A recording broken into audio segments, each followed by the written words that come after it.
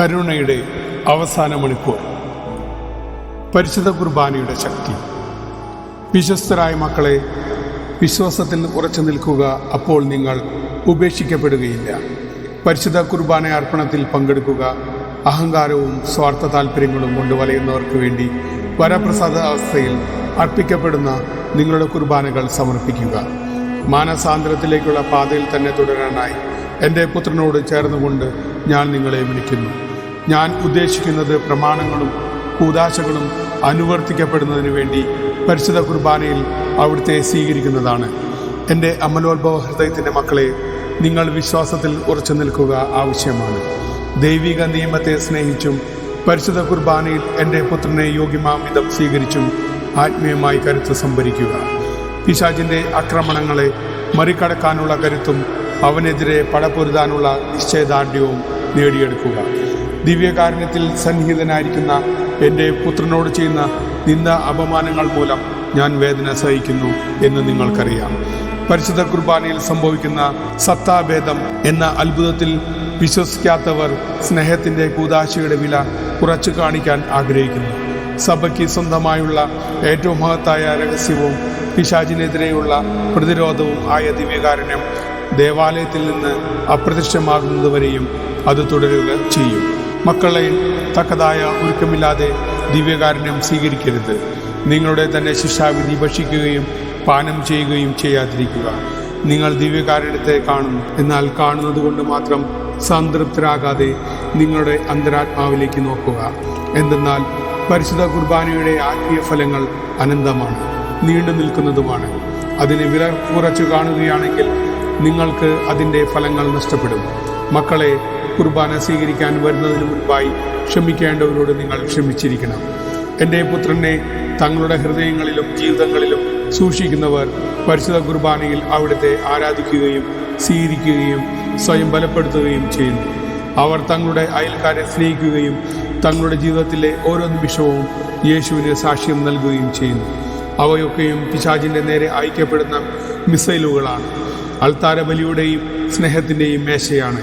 അവിടെ എൻ്റെ പുത്രൻ തൻ്റെ ജനത്തിൻ്റെ വിശ്വാസത്തെ കടാക്ഷിച്ച് തൻ്റെ സ്വന്തമായവരുടെ അടുത്തേക്ക് സ്നേഹപൂർവ്വം ഇറങ്ങി വരും. വിശ്വാസികൾ പ്രമാണങ്ങൾ അനുസരിക്കുന്നതിൽ നിന്ന് വിലക്കപ്പെടുമ്പോൾ അത് വളരെയധികം വേദനാജനകമായിരിക്കും. കൂദാശകൾ നിരോധിക്കപ്പെടുകയും വിശുദ്ധ ഗ്രന്ഥത്തിലെ വചനങ്ങൾ നിഷേധിക്കപ്പെടുകയും ചെയ്യും. തീർച്ചയായും അത് വളരെയധികം വേദനാജനകമായിരിക്കും. എൻ്റെ പുത്രൻ്റെ ജനം അതിഭീകരമായി വഞ്ചിക്കപ്പെടും. പരിശുദ്ധ കുർബാനയിൽ പങ്കെടുക്കാനും എൻ്റെ പുത്രൻ്റെ ശരീരവും രക്തവും കൊണ്ട് നിങ്ങളെ തന്നെ പോഷിപ്പിക്കാനും നിങ്ങൾ പരിശുദ്ധ കുർബാനയിൽ ജീവിക്കാനും ഞാൻ നിങ്ങളെ ആഹ്വാനം ചെയ്യുന്നു. അത് വെറും ഒരു കടമ തീർക്കുന്നത് പോലെ ആകരുത്.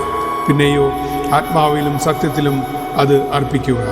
അതുകൊണ്ടാണ് നിങ്ങളുടെ ജീവിതത്തിൻ്റെ ഓരോ നിമിഷവും ദിവ്യകാരുണ്യത്തിൽ ജീവിക്കുന്നത് തുടരാൻ ഞാൻ നിങ്ങളെ ക്ഷണിക്കുന്നത്. നിങ്ങൾ എങ്ങനെ ജീവിക്കണമെന്ന് നിർദ്ദേശിക്കപ്പെട്ടിരിക്കുന്നവോ അങ്ങനെ ജീവിക്കുന്നില്ലെങ്കിൽ പേരുകൊണ്ട് മാത്രം ക്രിസ്ത്യാനി ആയിരിക്കുന്നതിൽ അർത്ഥമില്ല.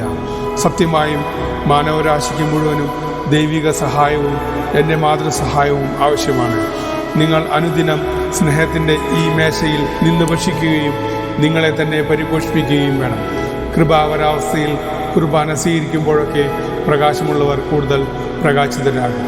വിശ്വാസമുള്ളവരുടെ വിശ്വാസം കൂടുതൽ ദൃഢമാകും. സ്നേഹമുള്ളവരുടെ സ്നേഹം വർദ്ധിക്കുകയും ചെയ്യും. എൻ്റെ പുത്രൻ്റെ ശരീരവും രക്തവും സ്വീകരിക്കുമ്പോൾ നിങ്ങളിലുള്ള എല്ലാ വരങ്ങളും പുണ്യങ്ങളും അനന്തമായി വർദ്ധിക്കുന്നു. നിങ്ങൾ അവനെ സ്വീകരിക്കേണ്ടത് ആവശ്യമാണ്. അങ്ങനെ അല്ലായിരുന്നുവെങ്കിൽ എൻ്റെ പുത്രൻ പരിശുദ്ധ കുർബാന സ്ഥാപിക്കുകയില്ലായിരുന്നു. കുർബാനയിൽ സന്നിഹിതനായിരിക്കുന്ന എൻ്റെ പുത്രനെ സ്വീകരിക്കുക. അവൻ ബലവും പോഷണവും സ്ഥിരതയും ജ്ഞാനവും ആകുന്നു. സാത്താൻ്റെ ശക്തിക്കെതിരെ പൊരുതാൻ നിങ്ങൾക്ക് എന്തൊക്കെ ആവശ്യമാണോ അതെല്ലാമാണ് അവൻ. ദിവ്യകാരുണ്യ ഭോജ്യത്തിൽ നിന്ന് അകറ്റപ്പെടാൻ നിങ്ങൾ ഒരിക്കലും അനുവദിക്കരുത്. എന്തുകൊണ്ടെന്നാൽ മാനവരാശിയെ സമീപിക്കാനിരിക്കുന്ന എല്ലാ സംഭവങ്ങളെയും നേരിടാനുള്ള ശക്തി നിങ്ങൾ കണ്ടെത്തുന്നത് ദിവ്യകാരുണ്യത്തിലായിരിക്കും. പരിശുദ്ധ ജപമാല ഉപേക്ഷിക്കരുതെന്ന് ഞാൻ നിങ്ങളോട് പറയുന്നു. നിങ്ങൾ പരിശുദ്ധ കുർബാന നാവിൽ തന്നെ സ്വീകരിക്കണം എന്ന് പറയാനും ഞാൻ ആഗ്രഹിക്കുന്നു. അത് കൈകൾ അയോഗ്യമായതുകൊണ്ടല്ല, മറിച്ച് സ്വർഗത്തിൻ്റെയും ഭൂമിയുടെയും രാജാവിനെ സ്വീകരിക്കേണ്ടത് അങ്ങനെ ആയതുകൊണ്ടാണ്. അയൽക്കാരനെതിരെ ഉപയോഗിച്ച നാവ് എൻ്റെ പുത്രനെ സ്വീകരിക്കാൻ യോഗ്യമല്ല. അതുകൊണ്ട് നിങ്ങൾ ആദ്യമേ ഈ പാപത്തിൻ്റെ പേരിൽ ആത്മാർത്ഥമായി അനുതപിച്ച് കുമ്പസാരിക്കണം. എൻ്റെ പ്രിയ മക്കളെ, അനുരഞ്ജന കുദാശയിലേക്ക് തിരിയുക. വിശ്വാസം ദുർബലമാകാതിരിക്കാനായി ദിവ്യകാരുണ്യ പോഷണത്തിലേക്ക് തിരിയുക. ഞാൻ നിങ്ങളോട് പറയുന്നവയെല്ലാം അടിയന്തര സ്വഭാവമുള്ളതാകയാൽ അവയെല്ലാം ഹൃദയത്തിൽ സ്വീകരിക്കുക. ഈ നാളുകളിൽ പരിശുദ്ധ കുർബാനയ്ക്കെതിരെ വളരെയധികം ദൈവനിന്ദകൾ നടത്തപ്പെടുന്നുണ്ട്. ഇത് എല്ലാവരോടും പ്രഖ്യാപിക്കുക, അറിയിക്കുക. ഇത് എല്ലാവരിലും എത്തട്ടെ. എൻ്റെ മക്കളെ, എൻ്റെ പ്രവചനങ്ങൾ നിറവേറുന്നു എന്നതിൻ്റെ അടയാളമാണ് ഈ നിർണായക ഘട്ടത്തിൽ സംഭവിക്കുന്ന മാനസാന്തരങ്ങൾ. എന്നോടും എൻ്റെ പുത്രനോടുമുള്ള വിശ്വാസത്തിൻ്റെ അഭാവത്താൽ എൻ്റെ അനേകം മക്കൾ ഭോഷന്മാരായി തീർന്നിരിക്കുന്നു. മൂഢരായ മക്കളെ, വിശുദ്ധ ഗ്രന്ഥത്തിൽ പ്രവചനങ്ങൾ ഉൾക്കൊണ്ടിട്ടുണ്ട് എന്ന് നിങ്ങൾക്കറിയില്ലേ? നിങ്ങൾ അത് അറിഞ്ഞിരുന്നുവെങ്കിൽ നിങ്ങൾ ആയിരിക്കുന്ന ഈ സമയത്തെയും ഈ കാലത്തിൻ്റെ അടയാളങ്ങളെയും കൈച്ചൂണ്ടികളെയും നിങ്ങൾ മനസ്സിലാക്കുമായിരുന്നു. ഞങ്ങൾ പറയുന്നതെല്ലാം വിശുദ്ധ ഗ്രന്ഥത്തിൽ ഉള്ളത് തന്നെയാണ്. തെറ്റായ പ്രവൃത്തികൾ മൂലം എൻ്റെ സഭ അന്ധകാരത്തിലേക്ക് പ്രവേശിക്കും. അതായിരിക്കും പ്രവചനങ്ങൾ ഒന്നിനു പിറകെ ഒന്നായി നിറവേറപ്പെടുന്ന സമയം. നിങ്ങൾക്ക് ഒന്ന് ശ്വാസമെടുക്കാൻ പോലും ഇട നൽകാത്തത്ര വേഗത്തിലായിരിക്കും അവ സംഭവിക്കുക.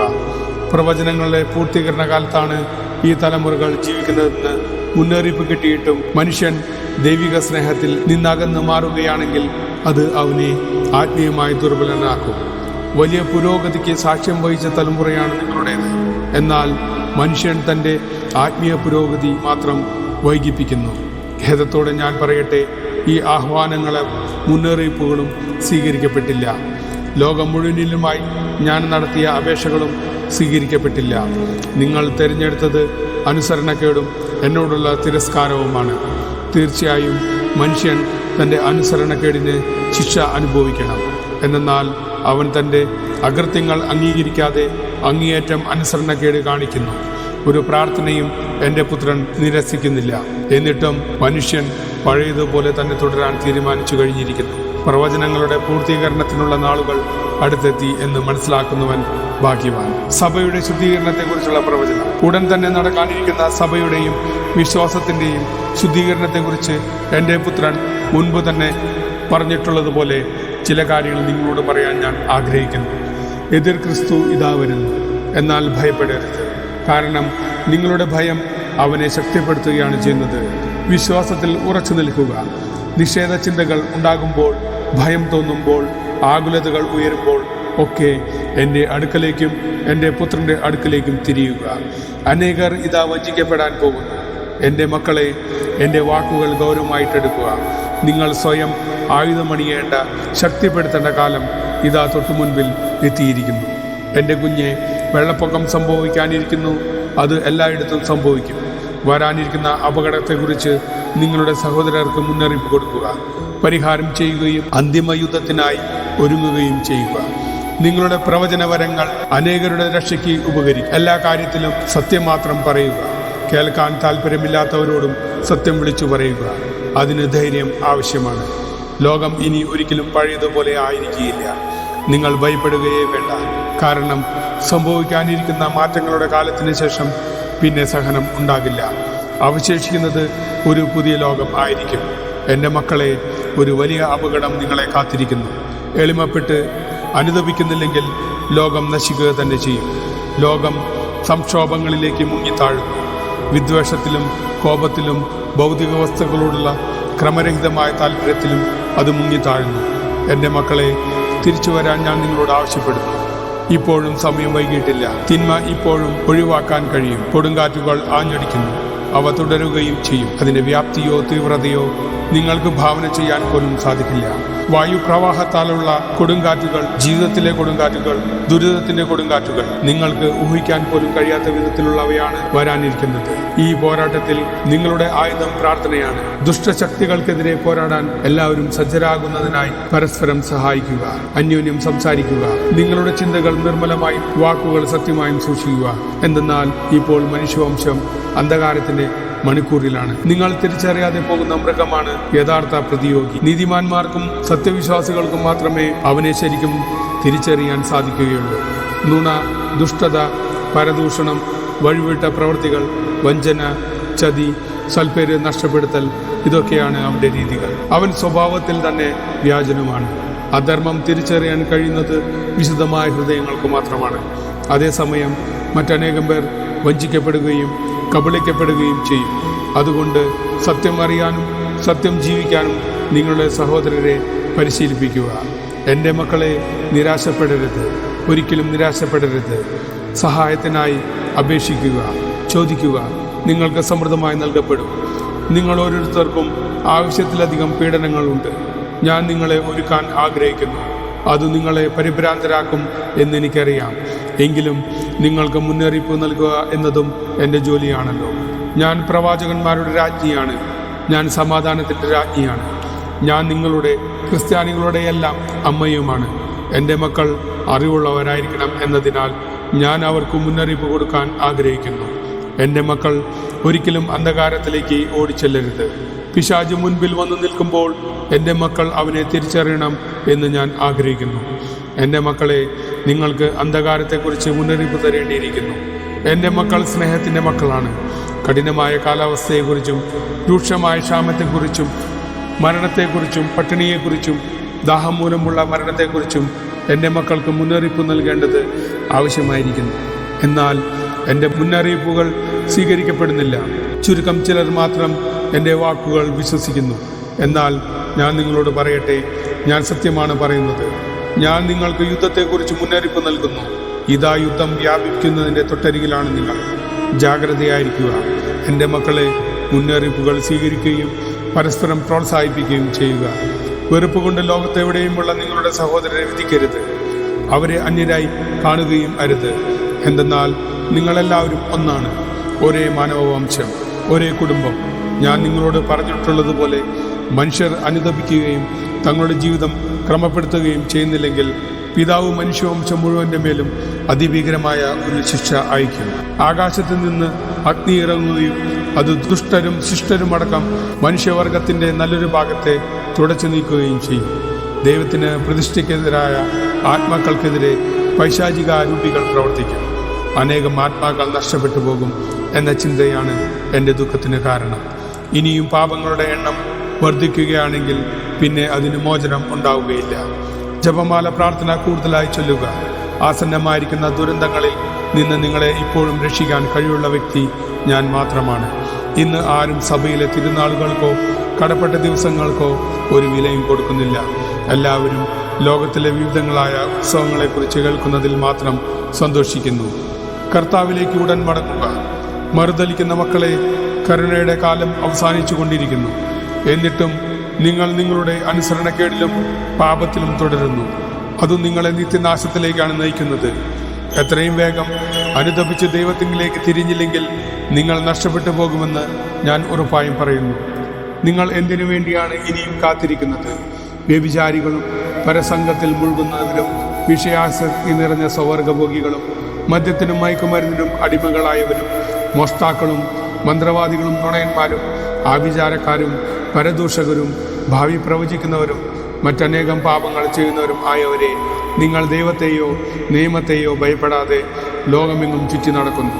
എന്നെ കരുണയുടെ അവസാനത്തെ അവസരവും നഷ്ടപ്പെടാൻ അനുവദിക്കുന്നുവെങ്കിൽ നിത്യമായി നഷ്ടപ്പെട്ടു പോകുക എന്ന വലിയ അപകടത്തിലേക്കാണ് നിങ്ങൾ ജീവിക്കുന്നത്. എന്നാൽ നിങ്ങളിൽ അനേകർക്ക് തങ്ങളുടെ ദുഷ്ടതയും പാപവും മൂലം എൻ്റെ പിതാവിൻ്റെ മുന്നറിയിപ്പിനെ അതിജീവിക്കാൻ കഴിയുകയില്ല. എൻ്റെ മക്കളെ, പാപം ചെയ്യുമ്പോൾ നിങ്ങൾ എന്നിൽ നിന്ന് പുറപ്പെടുന്ന സ്നേഹത്തെയും ജീവനെയുമാണ് നശിപ്പിക്കുന്നത്. നിങ്ങൾ ദൈവത്തെ വേദനിപ്പിക്കുകയാണ് ചെയ്യുന്നത്. അതിനാൽ നിങ്ങൾ ഹൃദയപൂർവ്വം അനുദപിക്കുകയും പാപക്ഷമ യാചിക്കുകയും ചെയ്യുന്നില്ലെങ്കിൽ നിങ്ങളുടെ പാപത്തിന് നിങ്ങൾ തന്നെ ഉത്തരവാദികളായി വിധിക്കപ്പെടും. നിങ്ങൾ നിങ്ങളുടെ ആത്മാവിനെ കളങ്കിതമാക്കുകയും ദൈവത്തിൻ്റെ ആത്മാവിന് നിങ്ങളിൽ വസിക്കാൻ സാധ്യമല്ലാതാക്കുകയും ചെയ്യും. അതുകൊണ്ട് നിങ്ങളോട് തന്നെ അകലം പാലിക്കുക. ദൈവം സ്നേഹമാണ്. സ്നേഹത്തിൽ നിന്നാണ് അവിടുന്ന് നിങ്ങളെ സൃഷ്ടിച്ചത്. നിത്യതയിൽ എല്ലാവരും വിധിക്കപ്പെടുന്നത് സ്നേഹത്തിൻ്റെ അളവുകോൽ വച്ചായിരിക്കും. എന്നാൽ നിങ്ങൾ സൃഷ്ടിക്കപ്പെട്ടത് സ്നേഹത്തോടു കൂടെയാണ്. സ്നേഹം എന്നാൽ ഐക്യമാണ്. അതാകട്ടെ ദൈവത്തിൽ നിന്ന് പുറപ്പെടുന്ന ജീവൻ തന്നെയാണ്. കരുണയുടെ കാലം ഉടൻ തന്നെ അവസാനിക്കാറായിരിക്കുന്നു. എൻ്റെ മുന്നറിയിപ്പ് സംഭവിക്കുന്നതോടെ അത് അവസാനിക്കുകയും ചെയ്യും. ഈ ലോകത്തിൽ തന്നെ കരുണയുടെ അവസാന നിമിഷം വരെ ദൈവം ക്ഷമയോടെ കാത്തിരിക്കും. അതിനുശേഷം നിത്യതയിൽ അവിടുന്ന് നിങ്ങളെ കാത്തിരിക്കുന്നു. അവിടെ നിങ്ങളുടെ മേൽ, നിങ്ങൾ ഓരോരുത്തരുടെയും മേൽ ഒരു വിധി നടത്തപ്പെടും. ഓരോരുത്തരും താങ്കളുടെ ജീവിതം അനുസരിച്ച് എവിടേക്ക് പോകണമോ അവിടേക്ക് അയക്കപ്പെടും. നിത്യമരണം അവരെ അമ്പരപ്പിക്കും. തങ്ങളുടെ ജീവിതത്തിൽ അവർ ചെയ്ത എല്ലാ ദുഷ്ടതയ്ക്കും ഉള്ള പ്രതിഫലമായിരിക്കും അത്. അടയാളങ്ങൾ കണ്ടില്ലെങ്കിൽ മനുഷ്യവംശം വിശ്വസിക്കുകയില്ല. എന്നാൽ ആവശ്യത്തിന് അടയാളങ്ങൾ നൽകപ്പെട്ടു കഴിഞ്ഞു. അത് ഇപ്പോഴും തുടരുകയും ചെയ്യുന്നു. എൻ്റെ കരുണയുടെ അവസാനത്തെ പ്രവൃത്തിയായ എൻ്റെ മുന്നറിയിപ്പ് മനുഷ്യരാശിയെ തങ്ങളുടെ മാർഗങ്ങളെക്കുറിച്ച് പുനർവിചിന്തനം ചെയ്യാനും എൻ്റെ അടുക്കിലേക്ക് തിരിച്ചു വരാനും അവരെ സഹായിക്കും എന്ന് ഞാൻ പ്രതീക്ഷിക്കുന്നു. കാരണം ഇത്ര അധികം ആത്മാക്കൾ നഷ്ടപ്പെട്ടു പോകുന്നത് എന്നെ ദുഃഖിപ്പിക്കുന്നു. അതുകൊണ്ട് ഒരുക്കമുള്ളവരായിരിക്കുക. എന്തെന്നാൽ നിത്യതയിലേക്കുള്ള നിങ്ങളുടെ പ്രയാണം സമീപിച്ചിരിക്കുന്നു. യേശുവിൻ്റെ സ്നേഹത്തിൽ നിലനിൽക്കുക. തങ്ങളുടെ പാപങ്ങൾ ഏറ്റുപറഞ്ഞ് കുമ്പസാരിക്കാനായി എത്തുന്ന എല്ലാ മനുഷ്യരോടും ക്ഷമിക്കാൻ ഞാൻ തയ്യാറാണ്. അത് പൂർണ്ണമായ അനുതാപത്തോടെയും ഇനിമേൽ പാപത്തിൽ വീഴാതിരിക്കാനുള്ള വലിയ ആഗ്രഹത്തോടും കൂടിയായിരിക്കണം എന്ന് മാത്രം. മനുഷ്യരുടെ ഇടയിൽ എൻ്റെ അടുക്കിലേക്ക് മടങ്ങി വരാൻ ആഗ്രഹിക്കുന്ന ചില കുഞ്ഞുങ്ങളെ ഞാൻ കാണുന്നു. അവരുടെ അനുതാപത്തിൻ്റെ ദൃശ്യം എന്നെ സ്നേഹവും ആനന്ദവും കൊണ്ട് പുളകിതനാക്കുന്നു. ഞാൻ അവരെ മാലാഖമാരെ പോലെ കാണുന്നു. എന്നാൽ അതേസമയം തന്നെ പരിതക്തയും ഭയചകിതവും രോഗാതുരവും ആയ മനുഷ്യവംശം എനിക്കെതിരെ മുഴക്കുന്ന മഹാനിന്ദനങ്ങളും ഞാൻ കേൾക്കുന്നു. അതുകൊണ്ട് എൻ്റെ സ്നേഹത്തിൽ നിലനിൽക്കാൻ ഞാൻ നിങ്ങളെ ക്ഷണിക്കുന്നു. അവിടെ നിങ്ങൾക്ക് പ്രതിബന്ധങ്ങളോ ശിക്ഷാവിധികളോ നിന്ദനമോ കയ്പോ ഉണ്ടാകില്ല. എൻ്റെ സ്വന്തമായിരിക്കാൻ ഞാൻ നിങ്ങളെ ക്ഷണിക്കുന്നു. അപ്പോൾ എൻ്റെ കരുണ നിങ്ങളുടെ ആത്മാവിനെ തേടി വരും. മാനവരാശിയുടെ രൂപാന്തരം ആരംഭിക്കാനായി ഞാൻ ഈ സമയത്തെ നിയോഗിച്ചിരിക്കുന്നു. ഞാൻ ഉദ്ദേശിക്കുന്ന മാറ്റങ്ങൾ എന്നത് പരീക്ഷണങ്ങളും ദുരന്തങ്ങളും തന്നെയാണ്. അതുകൊണ്ട് എൻ്റെ പരിശുദ്ധാത്മാവിനാൽ വിശ്വാസത്തിൽ ബലം പ്രാപിക്കുക. പരിശുദ്ധാത്മാവ് നിങ്ങൾക്ക് നിലനിൽപ്പിൻ്റെയും എന്നോടുള്ള സ്നേഹത്തിൻ്റെയും കൃപ നൽകും. നിങ്ങൾ ആ കൃപകൾ സ്വീകരിക്കാൻ യോഗ്യരും എൻ്റെ ദിവ്യഹിതം അനുസരിച്ച് പ്രവർത്തിക്കുന്നവരും ആണെങ്കിൽ നിങ്ങളുടെ യാത്രയിൽ ഒരിക്കലും നിങ്ങൾ പാതി വഴിയിൽ ഉപേക്ഷിക്കപ്പെടുകയില്ല. എൻ്റെ ജനത്തിൻ്റെ ബലം പ്രാർത്ഥനയാണ്. എൻ്റെ ശരീരരക്തങ്ങൾ സ്വീകരിക്കുന്നവർക്ക് അവ ഓരോ ദിവസത്തേക്കുമുള്ള അഭിഷേകവുമാണ്. എൻ്റെ കരുണ എൻ്റെ മക്കളുടെ ആവശ്യങ്ങളെ മറക്കുന്നില്ല. എൻ്റെ പരിശുദ്ധാത്മാവും എൻ്റെ പരിശുദ്ധരായ മുഖ്യദൂതന്മാരും മാലാഖമാരും എൻ്റെ മക്കളെ തനിയെ വിടില്ല. അതുകൊണ്ട് എൻ്റെ മക്കളെ മുന്നറിയിപ്പിനായി ഒരുങ്ങുക. ആന്തരികമായി നിങ്ങളെ തന്നെ ശോധന ചെയ്യുക. വിനീതരായിരിക്കുക. ഞാൻ നിങ്ങളോട് ചെയ്യാൻ പറഞ്ഞിട്ടുള്ളവ ചെയ്യുകയും എൻ്റെ സ്നേഹത്തിൻ്റെ വാക്കുകൾ സ്വീകരിക്കുകയും ചെയ്യുക. എൻ്റെ ജനമേ, ലോകം മുഴുവനും വേണ്ടി ഞാൻ കരുണയുടെ ഒരു കൃപ അയക്കും. എൻ്റെ മക്കളിൽ ആർക്കൊക്കെ അത് സ്വീകരിക്കാൻ ആഗ്രഹമുണ്ടോ അവർക്കെല്ലാം അത് സ്വീകരിക്കാൻ കഴിയും. അത് ഭൂമിയിൽ എല്ലായിടത്തും നൽകപ്പെടും. എൻ്റെ മക്കളിൽ അനേകർക്ക് തങ്ങളുടെ പാപങ്ങൾ ഓർത്തും അവയ്ക്ക് എൻ്റെ അടുക്കൽ നിന്ന് പാപമോചനം ലഭിച്ചിട്ടില്ലല്ലോ എന്നോർത്തും അതിയായ വേദന ഉളവാകും. ഈ പ്രകാരം മാത്രമേ എൻ്റെ മക്കളിൽ ചിലർ തങ്ങളുടെ ആത്മാക്കളെ രക്ഷിക്കാനായി എൻ്റെ അടുക്കലേക്ക് തിരിച്ചു വരികയുള്ളൂ. എൻ്റെ എല്ലാ മക്കൾക്കും വേണ്ടിയുള്ള ആ മുന്നറിയിപ്പിൻ്റെ സമയത്ത് ആദ്യം അവർ ഞങ്ങളോടുള്ള സ്നേഹത്തെ പ്രതിയും രണ്ടാമത് തങ്ങളുടെ സഹോദരനോടുള്ള സ്നേഹത്തെ പ്രതിയും സ്വയം വിധിക്കും. കൂടാതെ അവർ ഓരോ പ്രമാണങ്ങളുടെയും വെളിച്ചത്തിൽ തങ്ങളെ തന്നെ വിധിക്കുകയും ചെയ്യും. ദൈവകരുണ അവസാനിച്ചിട്ടില്ല, എന്നാൽ അത് അവസാനിക്കാൻ പോവുകയാണ്. അത് മുന്നറിയിപ്പിൻ്റെ സമയത്തും അതിനുശേഷവും അവസാനിക്കും. എന്നാൽ എൻ്റെ ചില മക്കൾ മുന്നറിയിപ്പിനെ നിഷേധിക്കുന്നു. മുന്നറിയിപ്പിനെ നിഷേധിക്കുന്നത് എൻ്റെ കരുണയെ നിഷേധിക്കുന്നതിന് തുല്യമാണ്. ആ കരുണയാകട്ടെ നിങ്ങൾക്ക് നൽകപ്പെടുന്ന ഒരവസരം കൂടിയാണ്. അലസരായിരിക്കാതെ മാനസാന്തരത്തിന് തയ്യാറായിരിക്കുക. വരാനിരിക്കുന്നവയെ വിശിഷ്യ പീഡനത്തെ നേരിടാനായി നിങ്ങളെ തന്നെ ആത്മീയമായി ഒരുക്കുക.